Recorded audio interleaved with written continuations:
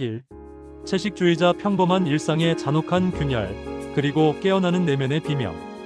첫 번째 장은 소설의 제목과 똑같은 채식주의자인데, 이 이야기는 주인공 영애의 남편인 나의 시점에서 시작돼. 남편이 묘사하는 영애는 정말이지 지극히 평범하고 존재감이 없을 정도로 조용하고 수동적인 사람이었어.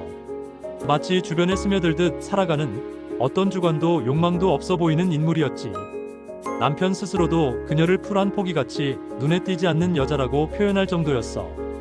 그의 눈에 영애는 그저 자신의 무난하고 안정적인 삶을 유지시켜주는 일종의 편안한 도구 같은 존재였던 셈이야. 남편은 영애의 내면이나 감정에 대해 전혀 궁금해하지 않았고, 그녀를 깊이 이해하려는 노력조차 해본 적이 없어 보이지. 그들의 결혼 생활은 겉보기엔 아무 문제 없어 보였지만, 사실은 아주 얇은 얼음판 위에 서 있는 것처럼 위태로웠어. 서로에게 진정한 교류나 이해가 없는 형식적인 관계였던 거지. 남편의 입장에서 영애는 어떤 문제도 일으키지 않는 아내였어. 그래서 그는 영애가 가진 어떤 잠재된 문제나 고통을 전혀 알아차리지 못했지. 그런데 어느 날 밤, 영애가 너무나도 끔찍하고 선명한 꿈을 꾸게 돼. 그 꿈은 마치 자신이 동물들을 죽이는 도살 현장에 있는 듯한 피와 살이 튀고 고통스러운 죽음의 이미지에 사로잡히는 꿈이었어. 꿈속에서 그녀는 인간의 가장 원초적인 폭력성을 목격하고 경험한 거야. 이 꿈은 단순히 잠결의 악몽이 아니라 영애의 삶 전체를 뒤흔드는 충격적인 계기가 돼. 꿈에서 깨어난 영애는 돌연 육식을 완전히 거부하기 시작해. 냉장고에 있던 고기를 모조리 내다버리고, 고기가 들어간 음식은 단 한 입도 입에 대지 않아. 고기 냄새만 맡아도 구역질을 하고 식사를 거부하면서 몸이 눈에 띄게 말라가기 시작하지. 그녀의 식탁은 온통 채소와 과일로만 채워지고, 이 변화는 단순한 식습관의 변화를 넘어선 영애의 존재 자체를 송두리째 바꿔놓는 깊은 내면의 선언과도 같았어. 그녀는 더 이상 인간이 행하는 폭력적인 행위에 동참할 수 없다는 근원적인 거부감을 온몸으로 표현하기 시작한 거야. 남편은 영애의 이런 극단적인 변화를 도무지 이해하지 못해. 오히려 자신의 평범하고 안정적인 일상에 갑자기 끼어든 이상하고 귀찮은 일 때문에 짜증을 내고, 주변 사람들에게 어떻게 비칠지 자신의 체면이 깎일까봐 전전긍긍하는 아주 이기적인 모습을 보여줘. 그는 영애의 내면에서 무슨 일이 벌어지고 있는지, 왜 그녀가 이런 선택을 했는지에 대한 진지한 고민이나 대화 시도조차 하지 않아. 그저 영애를 정상으로 되돌려 놓아야 할 고장난 물건 취급을 하는 거지. 이 부분에서 남편의 무관심과 이해 부족이 얼마나 폭력적일 수 있는지 소름 돋게 느껴질 거야. 그는 영애의 채식주의를 단순한 식탐 없음이나 유난스러운 행동으로 치부하며, 결국에는 그녀의 행동이 자신의 사회생활이나 명예에 해가 될까봐 걱정하는 데에만 몰두해. 이는 개인이 사회의 규범과 다른 선택을 했을 때 사회가 얼마나 쉽게 그 개인을 소외시키고 억압하는지를 보여주는 비극적인 단면이라고 할 수 있어. 결국 이 사태를 보다 못한 영애의 아버지가 직접 나서는 비극적인 상황이 벌어져. 아버지는 가족 식사 자리를 만들고, 그곳에서 딸이 고기를 먹지 않는다는 이유만으로 무자비한 폭력을 가해. 영애의 머리채를 잡고 흔들고, 심지어 삶은 돼지고기 한 점을 억지로 영애의 입에 쑤셔 넣으려고 해. 이 장면은 소설 전체를 통틀어 가장 강렬하고 불편한 폭력의 상징으로 다가와. 이 폭력은 단순한 물리적 폭력을 넘어 영애의 자율성을 짓밟고 그녀의 정신마저 파괴하려는 시도였어. 여기서 영애의 과거 트라우마가 드러나는데, 어릴 적 아버지가 개고기를 억지로 먹여 체했던 기억이 그녀에게 깊은 상처로 남아있었던 거야. 즉, 영애의 육식 거부는 단순히 지금의 선택이 아니라 어린 시절부터 겪어온 폭력과 억압에 대한 뿌리 깊은 저항이었던 거지. 영애는 이 극심한 폭력 앞에서 완전히 모든 것을 놓아버린 듯한 공허한 눈을 하고, 결국 식사 자리에서 벗어나 손목을 긋는 극단적인 자살 시도를 하게 돼. 그녀에게 육식 거부는 단순히 음식을 넘어선 생명에 대한 폭력 자체를 거부하는 행위였고, 그 거부가 받아들여지지 않자 육체에 가해지는 폭력에 의해 스스로의 생명을 위협하는 상황까지 이른 거야. 그녀는 자신의 몸을 통해 나는 더 이상 너희의 폭력에 굴복하지 않겠다고 외친 셈이지. 이 장을 읽으면 정말 숨막히고 답답한 감정을 떨칠 수가 없을 거야. 한 개인의 가장 내밀한 저항이 가족이라는 이름의 폭력 앞에 얼마나 무력해질 수 있는지, 그리고 인간의 폭력성이 얼마나 적나라하게 그리고 일상적으로 드러날 수 있는지를 여실히 보여주거든. 남편의 무관심과 이기심, 아버지의 무자비한 강요는 모두 영예의 존재를 짓밟는 폭력으로 기능해. 이 장은 사회적 통념과 정상성이라는 이름으로 개인의 자유와 내면을 억압하는 폭력의 본질을 너무나도 잔인하게 그리고 현실적으로 보여주는 비극적인 시작점이라고 할 수 있어. 영예의 꿈은 단순히 악몽이 아니라 인간 세상의 폭력성을 직시하고 더 이상 그 안에서 살 수 없다는 그녀의 내면의 외침이자 선언이었던 거지. 이 장은 독자로 하여금 진정한 폭력이란 무엇인가라는 질문을 던지게 만들어. 몽고반점 예술의 가면을 쓴 욕망, 순수와 광기의 위험한 교차. 두 번째 장은 몽고반점이라는 제목이야. 이 장에서는 영예의 형부이자 비디오 아티스트인 정의 시점에서 이야기가 전개돼. 정은 기존의 질서와 평범함을 거부하고 뭔가에 깊이 몰두하며 새로운 예술적 영감을 찾아 헤매는 다소 염세적이고 냉소적인 기질을 가진 인물이야. 그는 이전에 영예의 엉덩이에서 우연히 보게 된 몽고반점에 강렬한 예술적 영감을 받게 돼. 이 몽고반점은 영예가 어릴 때부터 엉덩이에 가지고 있던 푸르스름한 점인데 영예의 언니인 이내는 이 몽고반점을 어린 시절의 흔적 혹은 불결한 것으로 치부했지만 정에게는 뭔가 원초적이고 신비로운 세상과 동떨어진 순수함과 동시에 인간 본연의 생명력을 상징하는 것처럼 다가왔던 거야.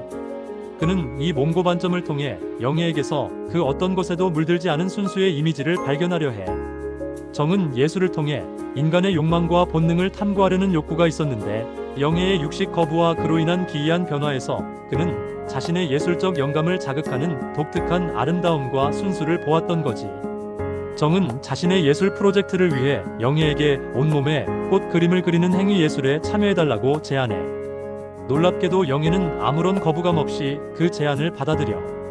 아마도 영예에게는 이 행위가 자신의 몸을 통해 순수하고 자연적인 것에 가까워지려는 무의식적인 시도였을지도 몰라. 인간의 폭력성을 거부하며 육체를 쇠약하게 만들던 그녀가 꽃으로 자신의 몸을 덮는 행위를 통해 자연과의 합의를 꿈꾸는 것처럼 보이거든. 꽃으로 뒤덮인 영예의 나신을 촬영하는 과정에서 정은 이전에 느껴보지 못했던 강렬한 끌림을 느껴. 단순히 예술적인 영감뿐 아니라 그녀의 몸에서 뿜어져 나오는 신비로운 순수함과 동시에 알 수 없는 퇴폐적인 아름다움, 그리고 잠재된 욕망의 에너지를 감지하게 돼. 그는 영예에게서 자신이 오랫동안 예술을 통해 찾아 헤매던 정신과 육체가 하나 되는 상태의 순수한 생명력을 발견할 수 있을 것이라고 믿어. 그의 예술적 욕망은 점점 더 영예에 대한 성적인 욕망과 뒤섞여 버려. 그는 영예를 단순한 모델이 아닌 자신의 내면에 잠재된 욕망을 투사하는 대상으로 보게 된 거야. 이 장에서는 예술이라는 이름 뒤에 숨겨진 혹은 예술을 매개로 폭발하는 금지된 욕망이 핵심이야. 정은 영예를 자신의 예술적 대상이자 뮤즈로 삼지만 그 과정에서 그의 개인적인 욕망과 성적인 끌림은 점점 더 통제 불능 상태로 치달아. 그는 영예의 몽고반점과 꽃 그림을 통해 인간의 원시적인 본능과 자연으로 회귀하려는 갈망을 표현하려 하지만 그 과정에서 자신도 모르게 영예를 욕망하고 대상화하게 돼. 이는 순수를 추구하려는 예술적 행위가 어떻게 인간의 가장 원초적인 욕망과 폭력으로 변질될 수 있는지를 보여주는 섬뜩한 예시야. 영예는 육식을 거부하고 인간의 폭력성을 벗어나려 하지만 아이러니하게도 자신의 몸을 통해 또 다른 형태의 육체적인 욕망 형부와의 관계에 휘말리는 것처럼 보이기도 해. 혹은 영예의 순수하고자 하는 갈망이 형부의 예술적 욕망과 기이하게 맞물려 파국으로 치닫는 것으로 볼 수도 있지. 그녀는 자신을 거부하는 세상에 대한 저항을 자신의 몸을 통해 표현하려 한 것이고 그 과정에서 형부의 욕망과 만난 것이라고 해석할 수도 있을 거야. 그녀에게는 어쩌면 형부의 시선이 비로소 자신을 아름다운 존재로 봐주는 유일한 시선이었을지도 몰라. 정은 영예의 몸에 꽃을 그리고 그 몸을 촬영하면서 몽고반점이 상징하는 원시적인 생명력 그리고 인간의 근원적인 아름다움과 추함, 욕망이 뒤섞인 혼란스러운 감정을 경험해. 결국 이 예술 행위는 단순한 예술을 넘어선 성적인 관계로 이어지고 이는 가족에게 발각되면서 엄청난 파장을 일으켜. 이 충격적인 사건으로 영예는 사회적으로 완전히 고립되고 그녀의 병세는 더욱 악화돼. 가족들은 영예를 더더욱 이해할 수 없는 정신병자로 낙인 찍고 그녀를 외면하게 돼. 특히 영예의 언니 이내는 남편과 동생의 불륜을 목격하고 엄청난 충격과 배신감에 휩싸여 이 사건은 영예를 가족이라는 최소한의 보호막에서마저 완전히 고립시키는 결정적인 계기가 돼. 몽고 반점은 인간 내면에 숨겨진 욕망, 예술과 광기의 아슬아슬한 경계, 그리고 인간이 자연으로 혹은 원시적인 상태로 돌아가고자 하는 본능적인 충동을 다루는 것 같아.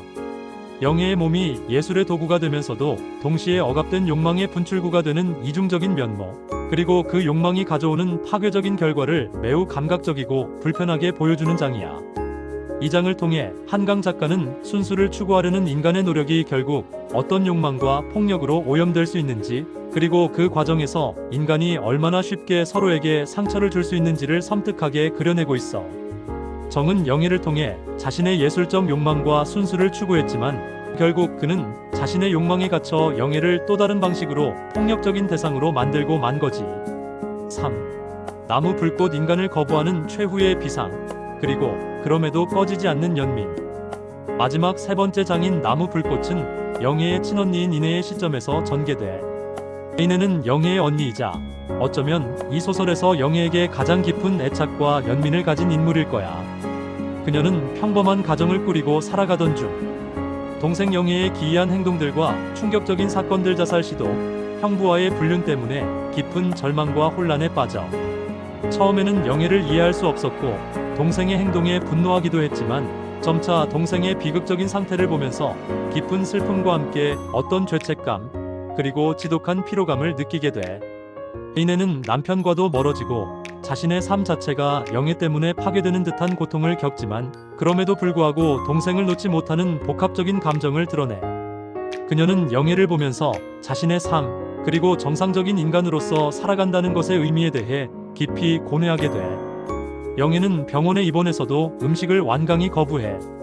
이제는 아예 물조차 마시지 않으려고 하고 몸은 점점 더 마르고 쇠약해져. 마치 뼈만 남은 존재처럼, 혹은 나무의 줄기처럼 가늘게 변해가는 것처럼 묘사돼. 영예의 의식은 점점 더 현실과 환상의 경계를 허물고 그녀는 자신이 나무가 되고 싶다고 말해. 햇볕을 받으면 빛을 발하고 잎이 돋아나고 뿌리를 내려 땅과 하나가 되고 싶어해. 인간의 폭력적인 본성과 육체로부터 완전히 벗어나 식물처럼 순수하고 고통 없는 존재가 되고자 하는 영예의 갈망이 이 장에서 극대화되어 나타나. 그녀에게 식물은 더 이상 폭력에 노출되지 않는 완벽한 무해함과 순수의 상징이자 모든 고통으로부터의 최종적인 해방이었던 거지. 영예는 식물이 되는 것을 통해 인간으로서 겪어야 했던 모든 폭력과 고통에서 벗어나려는 최후의 몸부림을 치는 거야. 그녀는 자신이 인간이라는 사실 자체를 고통으로 인식하게 된 거지. 이내는 그런 영예를 보면서 좌절하고 답답해하면서도 끝까지 영예를 포기하지 않아. 병원에서 영양주사를 강제로 맞히고 강제로 음식을 먹이려고 필사적으로 노력하지만 영예는 완강하게 거부해. 영예는 심지어 나 춥다, 나 나뭇잎이 하나도 없다 라고 말하며 자신이 나무가 되어 나뭇잎을 잃고 겨울을 맞는 것처럼 느끼는 극심한 환각에 시달려.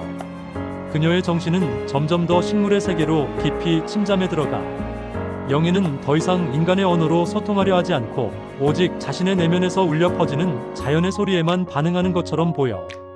이내는 영예의 이런 모습을 보며 자신의 정신마저 피폐해지는 것을 느껴.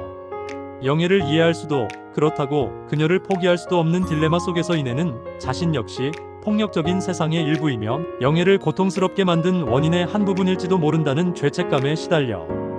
이 장은 영예의 인간성 포기에 가까운 극단적인 선택을 통해 인간 본질에 대한 깊은 질문을 던져. 폭력으로 가득 찬 세상에서 살기 위해 인간임을 거부하고 싶어하는 영예의 처절한 몸부림, 그리고 그로 인한 고통이 고스란히 독자에게 전달돼. 언니 이내는 영예를 이해하려고 노력하고 동생을 구원하고자 애쓰지만 결국 인간으로서의 한계 때문에 영예의 완전히 다른 세계에 온전히 들어가지 못해. 그저 영예의 고통을 지켜보며 함께 아파할 수밖에 없는 무력감을 느끼는 거야. 하지만 마지막까지 영예의 손을 놓지 않으려 하는 이내의 모습은 그래도 인간적인 유대와 사랑, 그리고 연민이 완전히 사라지지 않았음을 보여주는 것 같아. 이내는 영예의 눈을 통해 자신이 인간으로서 겪어왔던 폭력과 고통의 기억들을 마주하게 되고 결국 그녀 역시 영예와 마찬가지로 온전한 인간으로 살아간다는 것이 얼마나 고통스러운 일인지 깨닫게 돼. 영예의 고통은 인애에게 전염되고 인애는 영예의 삶을 통해 자신과 세상의 폭력성을 직시하게 되는 거지. 이 장은 존재의 의미, 생명에 대한 성찰, 그리고 인간이 과연 어디까지 인간일 수 있는가 하는 철학적인 질문을 던지면서 소설은 끝을 맺어. 영예는 결국 완전히 식물이 되지 못하고 인간의 몸으로 남아 고통받는 존재로 남겨지면서 더 큰 먹먹함과 슬픔을 남겨. 그녀의 투쟁은 사회적 의미에서 실패한 것처럼 보이지만 동시에 인간이 폭력에 저항하고 순수함을 갈망할 때 어디까지 갈 수 있는지를 극단적으로 보여주는 비극적인 아름다움을 지니고 있어. 채식주의자는 읽고 나면 여러모로 불편하고 충격적이지만 그만큼 인간의 본질과 세상의 폭력에 대해 깊이 성찰하게 만드는 강력한 작품이라고 할 수 있지. 이 소설은 현대 사회에서 개인이 겪는 소외감, 이해받지 못하는 고통, 그리고 인간이라는 존재 자체가 지닌 폭력성을 정면으로 다루면서도 동시에 아름답고 시적인 문장으로 독자에게 깊은 인상을 남겨.